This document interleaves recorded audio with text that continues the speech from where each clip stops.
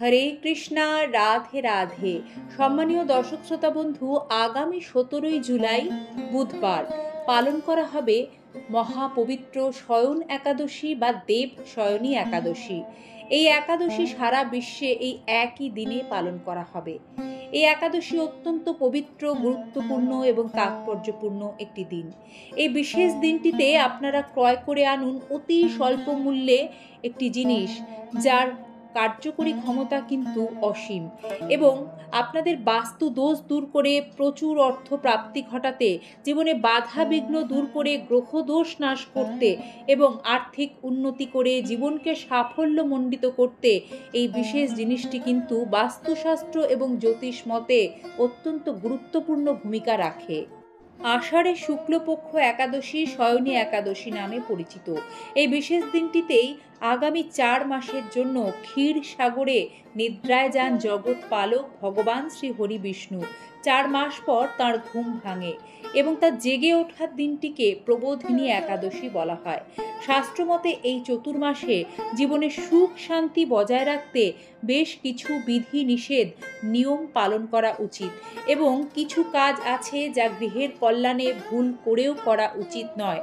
বিষ্ণু পুরাণে শয়ন একাদশীর একটি সুন্দর ব্যাখ্যা আছে। শ্রী হরির বড় ভক্ত ছিলেন রাক্ষস হিরণ্যকশিপুর ছেলে প্রহ্লাদ। বিষ্ণু বিরোধী হিরণ্যকশিপুকে বিষ্ণুর অবতার নরসিংহদেব বধ করেন। প্রহ্লাদের নাতি ছিলেন পাতালের রাজা বলি। তিনিও ছিলেন ধার্মিক এবং একই সঙ্গে দয়ালুও। ত্রিলোক জয় করার পর তাঁর অহংকার ভাঙতে নারায়ণ বামন অবতারে আবির্ভূত হন এই ধরাধামে। বলির কাছে তিনি পা রাখার মতো জমি চান। বলি ত্রিলোক দান করলেও বামনের জন্য সে জমি কমই হয়। বলি তখন নিজের মাথা দান করেন। তাই বলা হয় এই 4 মাস নারায়ণ বলিকে দেওয়া বর অনুযায়ী তাঁর কাছে বিশ্রাম নিতে চলে যান। আর এই শয়ন একাদশী হলো চাতুর্মাসের সূচনা। আর এই চাতুর্মাসে শাস্ত্র বলছে কোনো শুভ কাজ না করাই ভালো। বিবাহ, উপনয়ন, গৃহপ্রবেশের মতো শুভ কাজগুলি এই 4 মাস এড়িয়ে চলাই ভালো। এই শয়ন একাদশীর পবিত্র দিনটিতে আপনারা অতি স্বল্প মূল্যে অবশ্যই গৃহের কল্যাণে ভগবান শ্রী হরি বিষ্ণুর বিশেষ আশীর্বাদ পেতে বাড়িতে ক্রয় করে আনুন শ্রীকৃষ্ণের অত্যন্ত পছন্দের এই ময়ূরের পালক।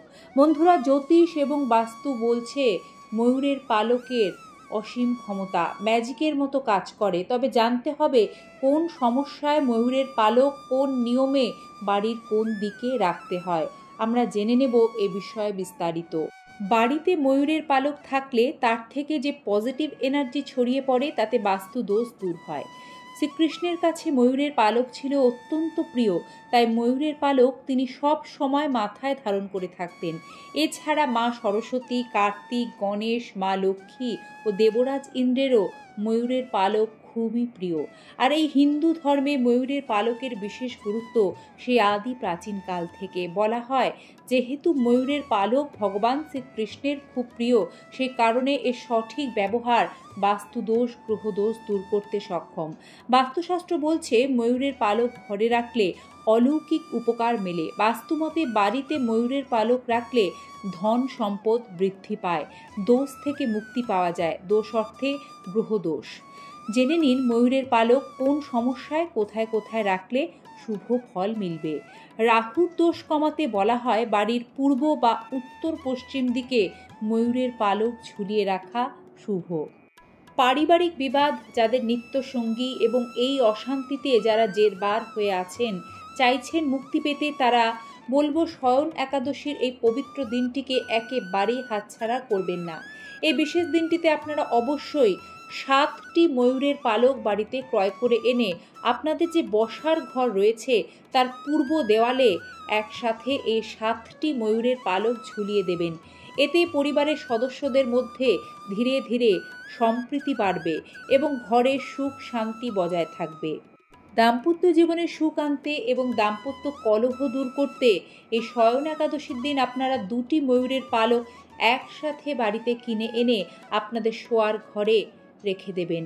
এতে দারুণ ফল মিলবে। বাচ্চাদের পড়াশোনার প্রতি একাগ্রতা বাড়াতে বাস্তু এবং জ্যোতিষ বলছে বাচ্চাদের পড়ার টেবিলের কাছে যদি একটি ময়ূরের পালক সেটি নিখুঁত হতে হবে রাখা যায়, তাহলে তাদের একাগ্রতা বাড়ে, পড়াশোনায় মন বসে, তারা মনোযোগী হয়, তাদের দক্ষতা বৃদ্ধি পায়। কারণ ময়ূরের পালক জ্ঞানের দেবী সরস্বতী এবং ভগবান কার্তিকের সাথেও কিন্তু সম্পর্কিত।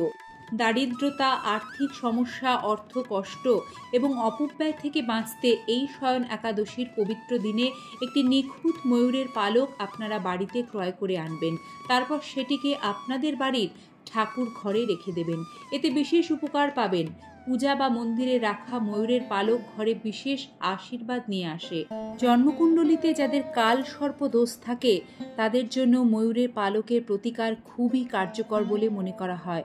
সংশ্লিষ্ট ব্যক্তির বালিশের নিচে 7টি ময়ূরের পালক রাখা উচিত। ময়ূরের পালকের এই প্রতিকারে ধীরে ধীরে কালসর্প দোষ থেকে মুক্তি পাওয়া যায় বলে বিশ্বাস করা হয়। আষাঢ় শুক্ল একাদশী তিথি অর্থাৎ দেবশয়নী একাদশী থেকে ক্ষীর সাগরে নিদ্রায় যান নারায়ণ। 17 জুলাই থেকে চতুর্মাস শুরু হবে। এর নিয়ম কানুনগুলো গৃহের কল্যাণে অবশ্যই পালন করবেন এবং চেষ্টা করবেন ভগবান শ্রী হরি বিষ্ণুর প্রীতিবিধানার্থে ভগবানকে তুলসী পত্র অর্পণ করতে, তুলসী মহারানীকে জল নিবেদন করতে এবং একাদশী তিথি পালন করতে। এটি মহাপবিত্র তিথি, নিজেও পালন করুন এবং অপরকে উৎসাহ প্রদান করুন এই একাদশী পালন করতে। এই একাদশী কিন্তু আবার হরিশয়নী একাদশী, আষাঢ়ী একাদশী, পদ্মনাভা একাদশী নামেও পরিচিত এবং এই একাদশী পালন করলে ব্যক্তি নরক ও যমলোকের যাতনা থেকে মুক্তি পায়, বৈকুণ্ঠ লাভ করে।